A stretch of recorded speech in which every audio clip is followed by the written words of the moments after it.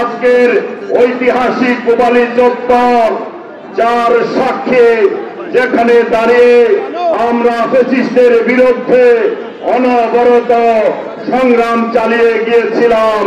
দুঃখজনক হলেও সত্যি, আজকে আমাদের অধিকারের জন্য আবারও পূবালী চত্বরে দাঁড়াতে হয়েছে। ইনশাআল্লাহ আমাদের বিজয় সন্নিকটে। আমাদের কাছে কোনো হাইব্রিড নাই।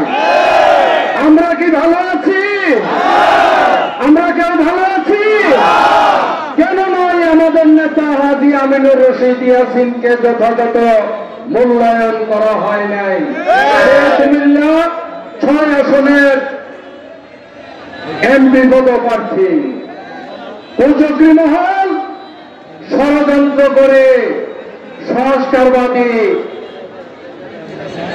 বন্ধুবাদী এইরকম বিভিন্ন কার্যক্রমের উপর যারা জড়িত, তাদের ষড়যন্ত্রে আমাদের নেতা হাজী আমিনুর রশিদ ইয়াসিন প্রথম ধাপে নমিনেশন পায় না।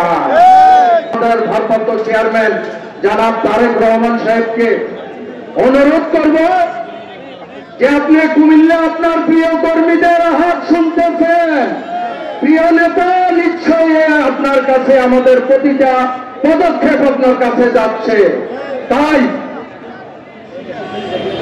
আমি অনুরোধ করব যত তাড়াতাড়ি সম্ভব আমাদের প্রিয় নেতা হাজী আমিনুর রশিদ ইয়াসিনকে চূড়ান্ত প্রার্থী হিসেবে ধানের ছড়া ঘোষণা করা হোক।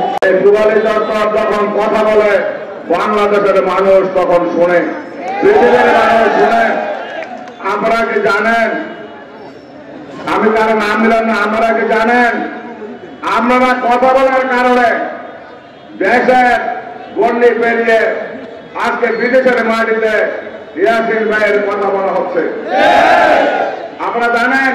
ফেসবুক চালান, গণমাধ্যমে দেখেছেন, Dubai, Abu Dhabi, Europe, England, America, Saudi আরবের পবিত্র কাবার সামনে সারা পৃথিবীর 11টি দেশে বাংলাদেশের প্রবাসী ভাইয়েরা, কুমিল্লার প্রবাসী সন্তানেরা, আপনাদের প্রাণপ্রিয় সন্তান এই মাটি যাকে জন্ম দিয়েছে, এই মাটি ইয়াসিন ভাইয়ের মা, এই মায়ের গর্ভের সন্তানেরা ওই প্রবাসী থেকে ইয়াসিন ভাইয়ের জন্য তাদের কর্মকর্তা, তাদের চাকরি বাদ দিয়ে রাজপথে মানববন্ধন করছে, মিছিল করছে। এটা আপনাদের আন্দোলনের ফসল। এই পূবালী চত্বর থেকে আওয়াজ ওঠার পর সারা বিশ্বে ইয়াসিন ভাইয়ের নাম ছড়িয়ে পড়েছে। এটা আফগানের কোনো পথ নাই। আল্লাহ রাব্বুল আলামিন আমাদের